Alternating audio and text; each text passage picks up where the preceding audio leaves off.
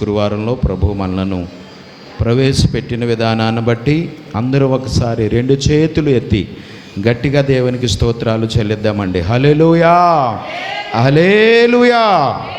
దేవుని బిడ్డలారా, ఈ సమయంలో కొంతసేపు దేవుని వాక్యాన్ని మనం ధ్యానం చేద్దామండి. పరిశుద్ధ గ్రంథం నుండి యోహాను సువార్త 6వ అధ్యాయం 63, 64 వచనాలు నేను చదువుతాను. దయచేసి అందరూ కూడా పరిశుద్ధ గ్రంథాలు తెరిచి దేవుని వాక్యాన్ని చూడాలని మనం చేస్తూ ఉన్నాను. యోహాను సువార్త 6వ అధ్యాయము 63, 64 వచనాలు. ఆత్మయే జీవింపచేయుచున్నది, శరీరము కేవలము నిష్ప్రయోజనము. నేను మీతో చెప్పియున్న మాటలు ఆత్మయు జీవమునై ఉన్నవి, కానీ మీలో విశ్వసించని వారు కొందరున్నారని వారితో చెప్పెను. విశ్వసించని వారెవరో, తన్ను అప్పగింపబోవువాడు ఎవడో మొదటి నుండి యేసునకు తెలియను. దేవుని బిడలారా, ఈ దినాన్ని మన వాక్యాంశం ఏంటనంటే దేవుని మాట ఎలాంటిది, దేవుని మాట ఎలాంటిది అనే అంశం మీద దేవుని యొక్క వాక్యాన్ని ధ్యానం చేయాలి అని దేవుడిచ్చిన తలంపును బట్టి నేను సిద్ధపడడం జరిగింది. ప్రియులారా, మనం చదువుకున్న వాక్య భాగంలో మనం చూసినప్పుడు యేసు ప్రభువారు ఒకసారి తన శిష్యులతోనూ అలాగనే యోధా జనాంగముతోనూ ఆయన చెప్పిన మాట ఏంటి అనంటే, ఆత్మయే జీవింపచేయుచున్నది, శరీరము కేవలము నిష్ప్రయోజనము. నేను మీతో చెప్పియున్న మాటలు ఆత్మయు జీవమునై ఉన్నవి కానీ అని ఆయన చెప్పడం జరిగింది. దేవునికి స్తోత్రాలు చెల్లిద్దామండి. హల్లెలూయా. మనలను జీవింపచేసేవాడు ఎవరు అనంటే, ఎవరంటండి? ఆత్మయే మనలను జీవింపచేస్తూ ఉంది. శరీరము కేవలము నిష్ప్రయోజనమైనది, శరీరం వల్ల ఏ విధమైన ప్రయోజనం లేదు అనే విషయాన్ని మనం గమనించాలి. అంత మాత్రమే కాదు, యేసు ప్రభువారు తన శిష్యులతో ఆయన చెబుతున్న మాట, నేను మీతో చెప్పి ఉన్న మాటలు ఆత్మయు జీవమునై ఉన్నవి కానీ అని ఆయన చెప్పడం జరిగింది. ప్రియులారా, యేసు ప్రభువారు తన శిష్యులతో యోధా జనాంగంతో ఆయన ఈ మాటలు చెప్పాడు. అయితే యేసు ప్రభువారి యొక్క శిష్యులు ఎంతమంది, ఆయన ఎంతమందితో ఈ మాట చెప్పాడు అనే విషయాన్ని మనం గమనించాలి. యేసు ప్రభువారి యొక్క శిష్యులు ఎంతమంది అండి? చెప్పండి అమ్మా. 12 మందా? 12 మంది ఉన్నారు. అలాగే 12 మంది కాకుండా ఇంకొక 70 మంది కూడా ఆయనకు శిష్యులు ఉన్నారు అని వాక్యం చెప్తుంది. ఇక్కడ యేసు ప్రభువారు మొత్తం 82 మంది శిష్యులతో ఈ మాట చెప్పాడు. ఎంతమంది చెప్పండి? 82 మంది శిష్యులతో ఆయన ఈ మాట చెప్పడం జరిగింది అనే విషయాన్ని మనం గమనించాలి. లూకా సువార్త 10వ అధ్యాయం మొదటి వచనాన్ని మనం చదివితే, యేసు ప్రభువారికి 12 మంది శిష్యులు కాకుండా ఇంకా ఇతర శిష్యులు ఉన్నారు అని రాయబడింది. అటు తరువాత ప్రభువు 70 మంది ఇతరులను నియమించి తాను ఎల్లబోవు ప్రతి ఊరికిని ప్రతి చోటికిని తనకంటే ముందుగా ఇద్దరిద్దరుగా వారిని పంపెను. దేవునికి స్తోత్రాలు చెల్లిద్దామండి. హల్లెలూయా. యేసు ప్రభు వారికి 70 మంది శిష్యులు ఉన్నారు. ఇంకా ఎంతమంది ఉన్నారమ్మా? 12 మంది శిష్యులు కూడా ఉన్నారు. 70, 12 కలిపితే ఎంతమంది? 82 మంది శిష్యులు ఆయనకు ఉన్నారు అనే విషయాన్ని మనం గమనించాలి. మనం మొదటిగా చదువుకున్న మాట యేసు ప్రభు వారు 82 మంది శిష్యులతో చెప్పాడు. ఎంతమందితో చెప్పాడమ్మా? 82 మంది శిష్యులతో కూడా ఆయన చెప్పడం జరిగింది. దేవునికి స్తోత్రం. హల్లెలూయా. ఈ మాట కంటే ముందు ప్రభువారు ఒక మాట చెప్పాడు. ఆ మాట ఏంటనంటే 50వ వచనం, యోహాను సువార్త 6:50లో, దీనిని తినువాడు చావకుండునట్లు పరలోకము నుండి దిగి వచ్చిన ఆహారం ఇదే, పరలోకము నుండి దిగి వచ్చిన జీవాహారమును నేనే. ఎవడైనను ఈ ఆహారమును భుజించితే వాడెల్లప్పుడూ జీవించును, మరియు నేనిచ్చు ఆహారము లోకమునకు జీవము కొరకైన నా శరీరము అని మీతో నిశ్చయముగా చెప్పుచున్నాను. దేవునికి స్తోత్రాలు చెల్లిద్దామండి. హల్లెలూయా. యేసుప్రభువు వారు మొదటగా ఈ మాట చెప్పడం జరిగింది. ఏంటి ఆ మాట అంటే, పరలోకము నుండి దిగి వచ్చిన జీవాహారమును నేనే అన్నాడు ప్రభు. ఎవడైనాను ఈ ఆహారము భుజించితే, లేకపోతే ఎవడైనాను నన్ను తినిన ఎడల వాడు ఏమండి జీవిస్తాడు, వాడు ఎల్లప్పుడూ జీవిస్తాడు, మరియు నేను ఇచ్చు ఆహారము లోకమునకు జీవము కొరకైన నా శరీరము అని ప్రభువారు చెబితే, యూదులలో అనేక మంది ఈ మాటను బట్టి ఏమండి వాదించుకున్నారట. ఈ మాటను బట్టి యూదులలో అనేక మంది ఏం చేశారమ్మా? వాదించుకున్నారు. 52వ వచనంలో ఆ మాట ఉంది. యూదులు ఈయన తన శరీరమును ఎలాగూ తిననీయగలడని ఒకనితో ఒకడు వాదించిరి. ఈనేటి నా శరీరం తినండి, నా శరీరమును తింటే మీకు జీవం కలుగుతుంది, మీరు నిత్య జీవం పొందుతారని చెప్తున్నాడేటి. ఎవడైనా తన శరీరమును తిననిస్తాడా అని వాదించుకున్నట్లుగా మనం చూడగలం. అలాగే యేసు ప్రభు వారి శిష్యుల్లో కొంతమందికి కూడా ఏమండి ఈ మాట కఠినమైన మాటగా అనిపించిందంట. లేక ఈ బోధ యేసు ప్రభు ఏమండి 82 మంది శిష్యుల్లో 70 మందికి కఠినంగా అనిపించిందంట. ఎలాగ అనిపించిందమ్మా? ఈనేటి తన శరీరాన్ని తినమన్నాడు, నన్ను తినని అంటాడేటి? బుద్ధున్నవాడు ఎవడైనా మనిషి మాంసం తింటాడా, మనిషిని తింటాడా అన్నట్టుగా వీళ్ళు మాట్లాడుకున్నారు. 60వ వచనంలోకి వచ్చేసరికి అంటారు, ఆయన శిష్యులలో అనేకులు ఈ మాట విని, ఇది కఠినమైన మాట, ఇది ఎవడు వినగలడని చెప్పుకొనిరి. దేవునికి స్తోత్రం. హల్లెలూయా. యేసుప్రభువు వారు ఎప్పుడైతే నేను పరలోకము నుండి దిగి వచ్చిన ఆహారాన్ని మీరు నన్ను తినండి మీకు జీవం కలుగుతుందని చెప్పాడో, ఏమంటే యేసు ప్రభు 82 మంది శిష్యుల్లో 70 మంది శిష్యులకు ఈ మాట ఎలాగనిపించిందంట? కఠినమైన మాటగా అనిపించింది. దేవునికి స్తోత్రం. హల్లెలూయా. ఏంటి ఈయన ఇలా మాట్లాడుతున్నాడు, ఈయన మాటలు ఎవడంటాడు ఇలా మాట్లాడితే అన్నట్టుగా వాళ్ళు ప్రియులరా అక్కడ మాట్లాడుకున్నట్లుగా మనం చూస్తూ ఉన్నాం. ప్రభువారు వారి మాటలను ఎరిగిన వాడై, వారి సనుగులను ఏమని గ్రహించిన వాడై తన శిష్యులతో ఆయన చెప్పిన మాట, ఒరే బాబు, ఆత్మయే జీవింప చేయుచున్నది కానీ శరీరము కేవలము నిష్ప్రయోజనమైనదిరా బాబు. నేను మీతో చెప్పి ఉన్న మాటలు ఆత్మయు జీవమునై ఉన్నవి అంటున్నాడు. దేవునికి స్తోత్రాలు చెల్లిద్దామండి. హల్లెలూయా. దేవుని మాట ఎలాంటిది అని అంటే, మొట్టమొదటిగా ఆత్మయు జీవము కలిగినది. దేవుని మాట ఎలాంటిదట? ఆత్మయు జీవము కలిగినది అనే విషయాన్ని మనం గమనించాలి. దేవునికి స్తోత్రం. హల్లెలూయా. యేసుప్రభు వారు చెప్పిన ఈ మాట వాళ్ళకి నచ్చలేదు. నా శరీరాన్ని తినండి అని చెప్పిన మాట వాళ్ళకి నచ్చక ఏమండి 82 మంది శిష్యుల్లో 70 మంది వెనక్కి వెళ్ళిపోయారట. ఎంతమంది అమ్మా? 72 మంది వెనక్కి వెళ్ళిపోయారు. 66 వచనంలో ఆ మాట ఉంది.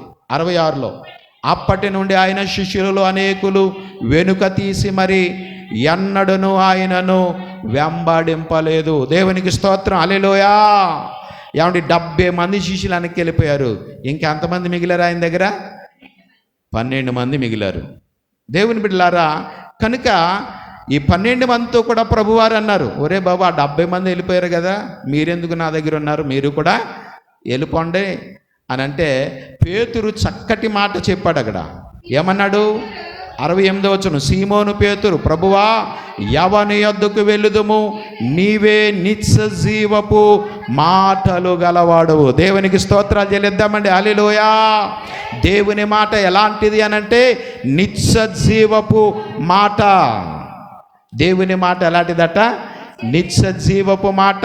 దేవుని మాటలో జీవం ఉంది, దేవుని మాటలో శక్తి ఉంది, దేవుని మాటలో ప్రభావం ఉంది. ప్రియులారా, దేవుని మాట మనలను బ్రతికించేదిగా ఉంది అనే విషయాన్ని మనం గమనించాలి. యోహాను సువార్త 11:43 మీరు చదువుకున్నట్లయితే చనిపోయి 4 దినములైన లాజరు సమాధి దగ్గరికి వెళ్ళి ప్రభువారు అన్నారు, లాజరు బయటకు రా అనగానే యేసయ్య మాట చనిపోయి 4 దినములైన లాజరును ఏం చేసిందమ్మా? బ్రతికించింది.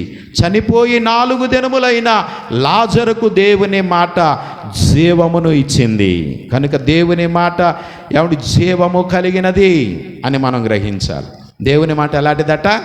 జీవం కలిగినది. దేవుని మాటలో జీవం ఉంది ప్రియులారా. అంత మాత్రమే కాదు, ఆయన మాట ఆత్మతో కూడినది. దేవుని మాట ఎలాంటిదట? ఆత్మయ్య ఉన్నది. దేవునికి స్తోత్రం, హల్లెలూయా. బైబిల్ గ్రంథంలో మనం ఏ వాక్యాన్ని చదివినా అక్షరము వెనుక ఆత్మ దాగి ఉంటుంది అనే విషయాన్ని గమనించాలి. అక్షరము వెనుక ఏం దాగి ఉంటుందట? ఆత్మ దాగి ఉంటుంది. అందుకే ప్రభు అన్నారు, ఒరే బాబు, నేను మీతో చెప్పి ఉన్న మాటలు ఆత్మయు జీవమునై ఉన్నవి అన్నాడు ఆయన. దేవునికి స్తోత్రం, హల్లెలూయా.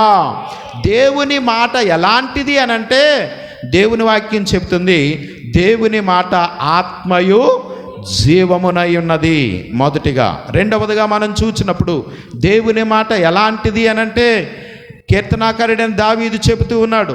107వ కీర్తన 20వ వచనాన్ని మనం చదివితే అక్కడ భక్తుడైన దావీదు అంటాడు చక్కటి మాట, ఆయన తన వాక్కును పంపి వారిని బాగు చేసెను. చాలండి, ఆయన తన వాక్కును పంపి వారిని బాగు చేసెను.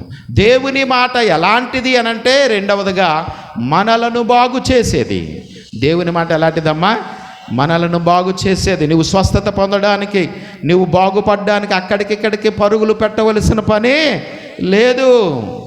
స్వస్థత శాలలకి నువ్వు పరుగులు పెట్టవలసిన పని లేదు. నువ్వు దేవుని సన్నిధికి వచ్చి దేవుని సన్నిధిలో నీ దైవజనుడు చెబుతున్న వాక్యాన్ని నువ్వు శ్రద్ధగా వినగలిగితే దేవుని వాక్యమే నిన్ను బాగు చేస్తుంది. దేవునికి స్తోత్రం, హల్లెలూయా. ఎందుకనంటే ఆయన మాట మనలను బాగు చేసేదిగా ఉంది. ఆయన మాట మనల్ని ఏం చేస్తుందమ్మా?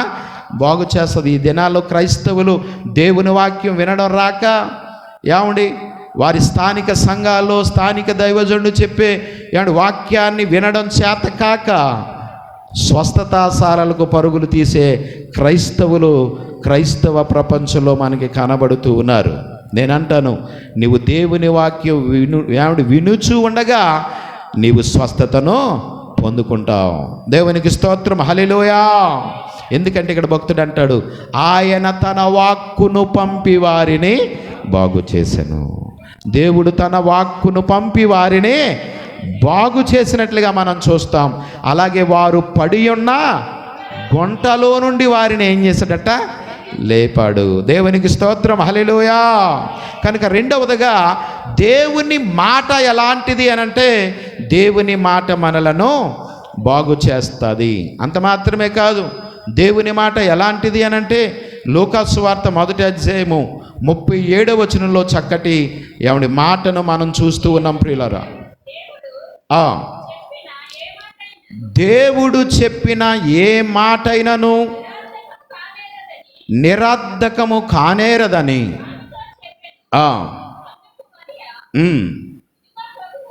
ఇదిగో ప్రభువు దాసురాలను నీ మాట చొప్పున నాకు జరుగును గాక అనెను. ఈ మాట ఎవరితో చెప్తున్నారు అనంటే ఎలిజబెత్తు మరియతో చెబుతుంది. ఎవరు చెప్తున్నారమ్మా?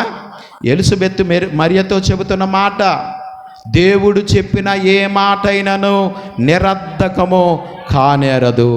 దేవుని మాట ఎలాంటిది అనంటే మూడవదిగా నిరర్ధకము కానిది. దేవుని మాట ఎలాంటిదటమ్మా? నిరర్ధకము కాదు. దేవుడు చెప్పిన ఏ మాటైనా నిజంగా దేవుడు చెప్పితే అది ఏమవుతుందమ్మా? నెరవేరుతుంది. దేవుడు చెప్పిన మాట ఏం చేస్తుందమ్మా? నెరవేరుతుంది అనే విషయాన్ని మనం గమనించాలి. దేవుడు చెప్పిన ఏ మాట అయినా ఏమవుదటమ్మా? నిరర్ధకము కానేరదు. నిరర్ధకము కానేరదు అనే మాటకు అర్థమేంటో తెలుసా? దేవుని మాటకు సాధ్యము కానిది ఏదియూ లేదు. అది సరైన అర్థం. దేవుని మాటకు సాధ్యము కానిది ఏదీ లేదు. దేవుడు ఏదైనా మన పట్ల ఒక కార్యాన్ని చేస్తాను అని చెప్పాడంటే తప్పనిసరి అది చేస్తాడు. ఈ రోజుల్లో కొంతమంది ప్రవక్తలు అనబడిన వారు పిచ్చి ప్రవచనాలు ప్రవచనం చేస్తున్నారు, కానీ అవి జరగడం లేదు. ఎందుకో తెలుసా? నిజంగా దేవుడు చెబితే జరుగుతాయి. దేవునికి స్తోత్రం, హల్లెలూయా. ఇలా గొప్ప కొరకేలు చెబితే అవి జరగవు అనే విషయాన్ని గమనించాలి. దేవుని మాట ఎన్నడూ నిరర్ధకము కాదు.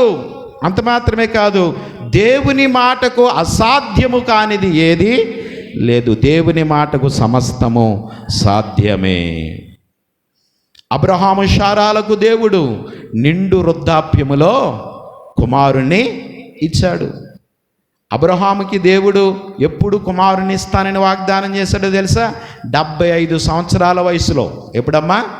అబ్రహాముకి 75 సంవత్సరాల వయసు ఉన్నప్పుడు, అబ్రహామా, నేను నీకు కుమారుని ఇస్తానయ్యా, నీ సంతానమును ఆకాశ నక్షత్రముల వలె విస్తరింపచేస్తాను, సముద్రమునందలి ఇసుక రేణువుల వలె నీ సంతానమును విస్తరింపచేస్తాను అని వాగ్దానం చేసిన దేవుడు మాట తప్పని వాడు గనుక, అబద్ధమాడని వాడు గనుక ఆ మాటను అబ్రహాముకి 100 సంవత్సరాలు వచ్చినప్పుడు కూడా నెరవేర్చాడు. దేవునికి స్తోత్రాలు చెల్లిద్దాం, హల్లెలూయా. ఎందుకు అనంటే దేవుడు చెప్పిన ఏ మాట అయినను ఏమవుదమ్మా? నిరర్ధకము కానేరదు. దేవుని మాటకు అసాధ్యము కానిది ఏది లేదు. దేవుని మాటకు సమస్తము సాధ్యమే అనే విషయాన్ని మనం గమనింపవలసిన వారమై ఉన్నాం. ఇది 3వ సంగతి. 4వదిగా మనం చూస్తే దేవుని మాట ఎలాంటిది అనంటే నిష్ఫలముగా దేవుని యొద్దకు వెళ్ళనిది. దేవుని మాటట నిష్ఫలముగా తిరిగి ఎక్కడికి వెళ్దట? దేవుని యొద్దకు వెళ్ళదు. యెషయా గ్రంథం 55వ అధ్యాయము 10-11 వచనాలు. యెషయా 55:10-11 చూడండి అమ్మా. వర్షమును హిమమును ఆకాశము నుండి వచ్చి అక్కడికి ఎలాగూ మరలక అమ్మా, అదే చదివితేనమ్మా. భూమిని తడిపి విత్తువానికి విత్తనమును, భుజించువానికి ఆహారమును కలుగుటకై అది చిగిర్చి వర్ధిల్లునట్లు చేయును, అలాగే నా నోటి నుండి వచ్చు వచనమును ఉండును. నిష్ఫలముగా నా యొద్దకు మరలక అది నాకు అనుకూలమైన దానిని నెరవేర్చును. చాలండి, దేవునికి స్తోత్రాలు చెల్లిద్దాం, హల్లెలూయా. ఇక్కడ దేవుని యొక్క వాక్యం మనకి సెలవిస్తుంది. వర్షమును హిమమును ఆకాశము నుండి వచ్చి అక్కడికి ఎలాగూ మరలక భూమిని తడిపి విత్తువానికి ఏమిస్తుందట? విత్తనాన్ని ఇస్తూ ఉందో, భుజించువానికి ఆహారమును కలుగుటకై అది భూమి చిగుర్చున్నట్లుగా వర్ధిల్లునట్లుగా చేస్తుందో, అలాగే నా నోటి నుండి వచ్చు వచనము ఉండును అంటున్నాడు దేవుడు.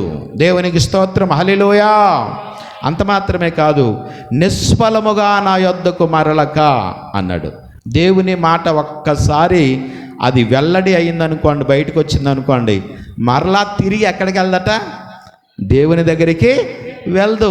ఎప్పుడు వెళ్తుందంటే అసలు వెళ్దు. ఎందుకనంటే దేవుని మాట కార్యమును నెరవేరుస్తుంది. దేవునికి స్తోత్రం, హల్లెలూయా. కనుక భక్తుడు అంటాడు, నిష్ఫలముగా నా యొద్దకు మరలక అది నాకు అనుకూలమైన దానిని నెరవేర్చును. దేవుడే స్వయంగా మాట్లాడుతూ ఉన్నాడు. దేవుని మాట నిష్ఫలముగా మరలా దేవుని యొద్దకు వెళ్ళదు ప్రియులరా. అది ఆయనకు అనుకూలమైన దానిని ఏం చేస్తుందట? నెరవేరుస్తుంది. అంత మాత్రమే కాదు, నేను పంపిన కార్యమును సఫలము చేయును. దేవుడు ఏ కార్యాన్ని అయితే చేయాలనుకుంటున్నాడో ఆ కార్యమును దేవుని మాట ఏం చేస్తుందమ్మా? సఫలం చేస్తుంది. అంత మాత్రమే కాదు, మీరు సంతోషముగా బయలు వెళ్ళుదురు, మనకి సంతోషమును కలిగిస్తుంది. అంత మాత్రమే కాదు, సమాధానమును కలిగిస్తుంది. దేవుని మాట మనకేం కలిగిస్తుందట? సమాధానమును కలిగిస్తుంది. అంత మాత్రమే కాదు, మీ ఎదుట పర్వతములను మెట్టలను సంగీతనాదములు చేయనట్లుగా చేస్తుంది దేవుని మాట మన ఎడల. అంత మాత్రమే కాదు, పొలములోని చెట్లన్నీ చప్పట్లు కొట్టినట్లుగా చేస్తుంది దేవుని మాట. దేవునికి స్తోత్రం. హల్లెలూయా, హల్లెలూయా. కనుక దేవుని మాట ఎలాంటిది అని అంటే, 4వది, నిష్ఫలముగా దేవుని యొద్దకు మరలనిది. దేవుని మాట నిష్ఫలంగా దేవుని దగ్గరికి వెళ్ళదు అనే విషయాన్ని గమనించాలి. ఏమంటే ఇది 4వది. 5వదిగా మనం చూస్తే హెబ్రీ పత్రిక 4వ అధ్యాయం 12వ వచనంలో భక్తుడు అంటాడు చక్కటి మాట. హెబ్రీ పత్రిక 12:4 అండి. 4:12 ఓకే. ఎందుకనగా దేవుని వాక్యము సజీవమై బలము కలదై రెండంచులు గల ఎటువంటి ఖడ్గము కంటెను వాడిగా ఉండి ప్రాణాత్మలను కీళ్లను మూలుగులను విభజించునంత మట్టుకు దూరుచు హృదయము యొక్క తలంపులను ఆలోచనలను శోధించుచున్నది. చాలండి. ఇక్కడ భక్తుడైన పౌలు గారు చెబుతున్న మాట, ఎందుకనగా దేవుని వాక్యము సజీవమై